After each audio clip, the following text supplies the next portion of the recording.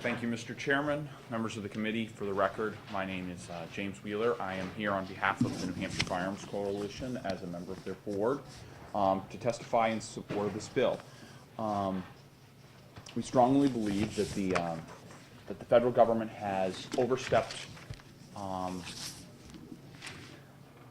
their authority in their regulation of firearms. They've gone and utilized the Interstate Commerce Clause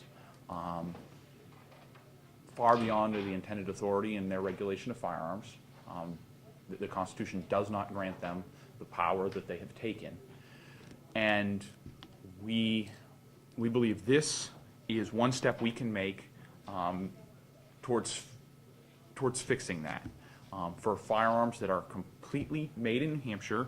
And to answer your question, Representative Peckham, if you look at page 2, line 32, the end of 31 and beginning of 32, and that remains within the state of New Hampshire. The protections only apply to the firearm if it stays within the state of New Hampshire.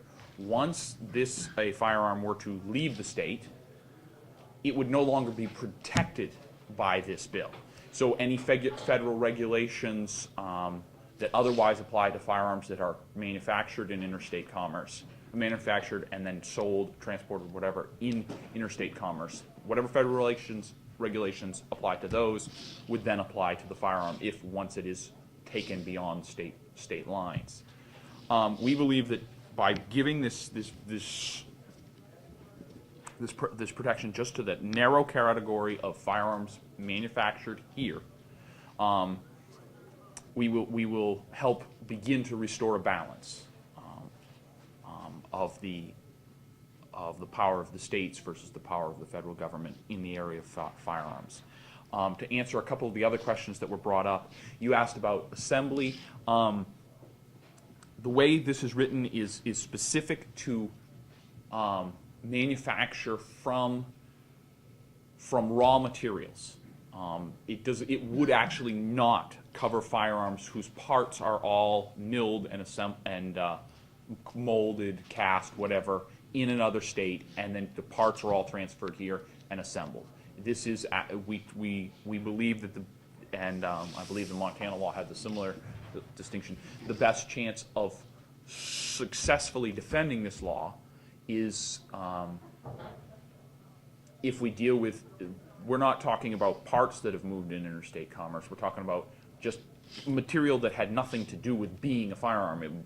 Raw steel, raw plastic, raw iron, whatever the case may be. So manufacture in this case does not include assembly. And we realize that few federal licensees probably will take advantage of this. SIG's probably not going to try and take advantage of this and make New Hampshire-made firearms. If Thompson Center were still going to be here, they're probably not going to make New Hampshire firearms only, because by manufacturing under this law, they could jeopardize despite the protections, they might jeopardize their federal firearms manufacturer's license. However, that said, there will be people, small entrepreneurs, who will try and take advantage of that, especially if Montana successfully defends their suit. And it is actually, just as a technical point, the federal government did not challenge Montana's law. I believe it was Montana Shooting Sports Association, but a Montana firearms advocacy group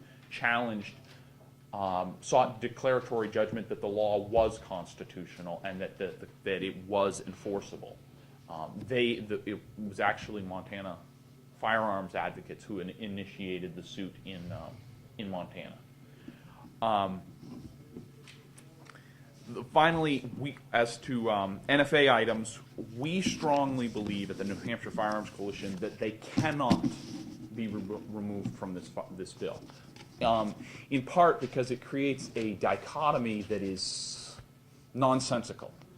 If firearms can be regulated under this law by the federal government, but they can't be regulated but they can be regulated by this law. One set of firearms they can regulate, one set of firearms they can't.